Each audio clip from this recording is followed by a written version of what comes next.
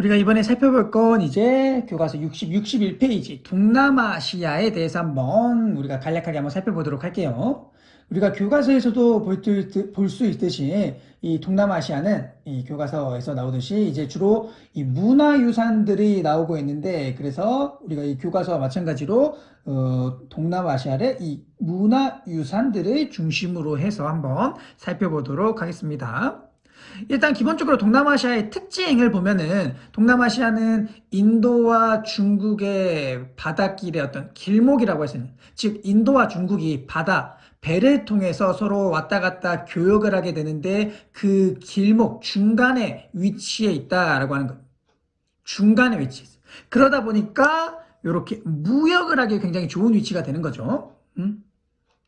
인도와 중국이 왔다 갔다 하는 바닷길에 배로서 왔다 갔다 하는 그 길목 중간에 위치해 있으면서 이렇게 무역을 하기 굉장히 좋은 위치다 보니까 이렇게 해상 무역이 발달을 하게 되고, 이것과 함께 이렇게 무역을 통해서 인도 사람, 중국 사람이랑 여러 차례 서로 교류를 하고 이야기도 나누고 같이 밥도 먹고 뭐 이러다 보니까, 이렇게 인도, 중국 이 두 나라의 사람들과 계속해서 지속적으로 교류를 하다 보니까 그들의 문화를 쉽게 받아들일 수 있게 된다라고 하는 거예요.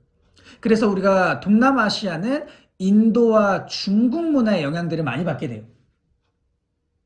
우리가 그래서 동남아시아는 기본적으로 이런 특징을 가지고 있고, 이러한 특징을 바탕으로 해서 이제 동남아시아 여러 나라들에 있는 이 문화유산들을 우리가 한번 살펴보도록 할게요.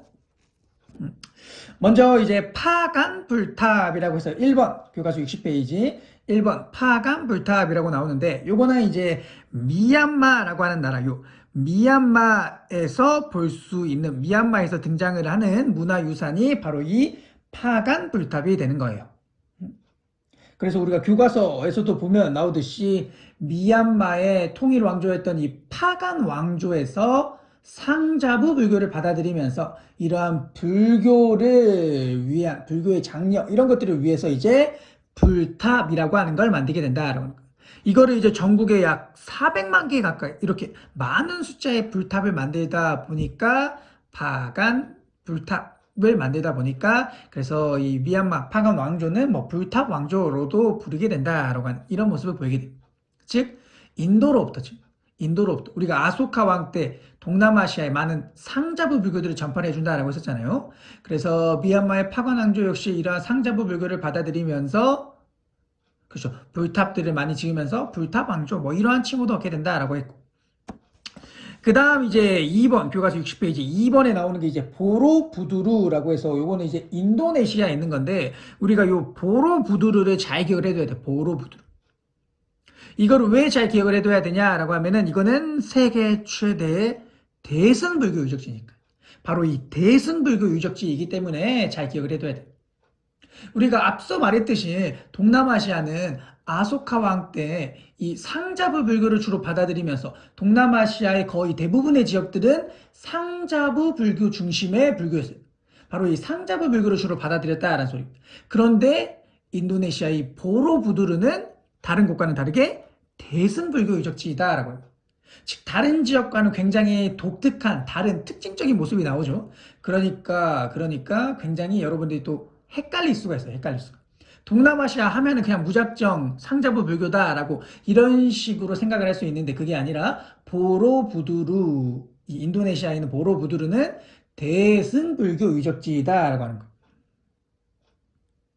그래서 이것도 이제 교과서 60페이지 2번에 보면 나오는데, 뭐 산 위의 절이라고 하는 뜻을 가지고 있고, 보로부두르는 그래서 피라미드 형태로 쌓은 세계 최대의 대승불교 유적이다라고 하는 거.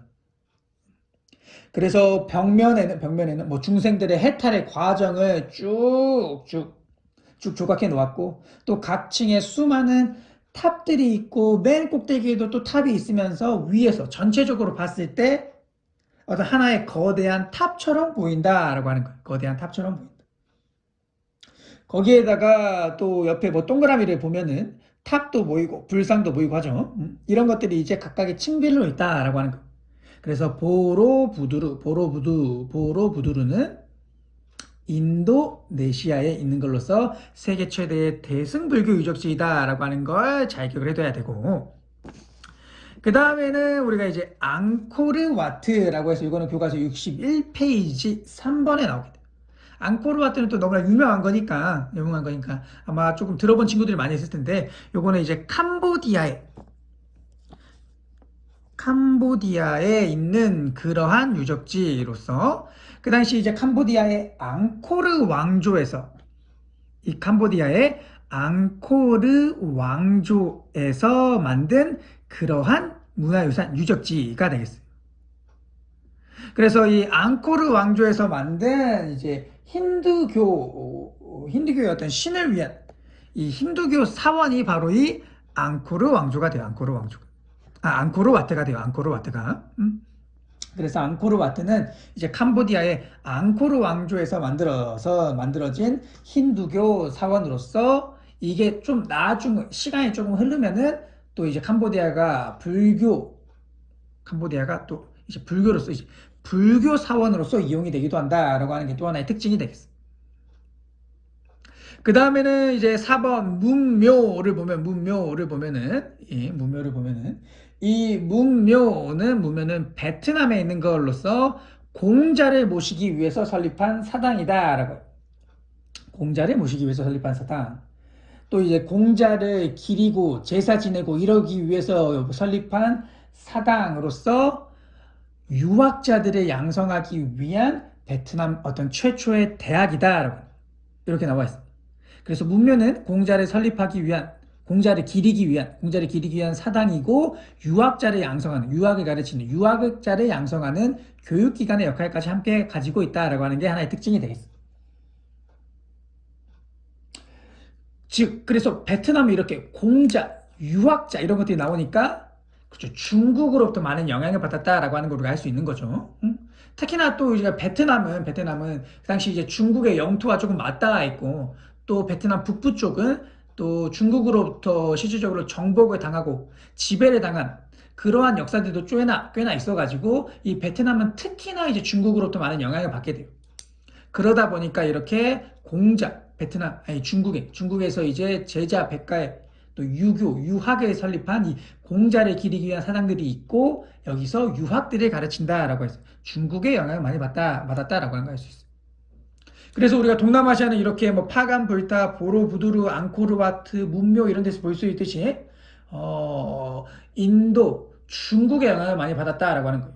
그래서 그들로부터 인도와 중국으로부터 상자부 불교라든가 유학이라든가 힌두교라든가 이렇게 여러 문화들을 받아들이면서 그러한 문화적인 모습이 나타난 문화유산들이 많이 있다. 즉 그래서 인도와 중국의 문화들이 좀 많이 전수를 받았다라고 하는 걸 특징으로 볼 수 있다라고.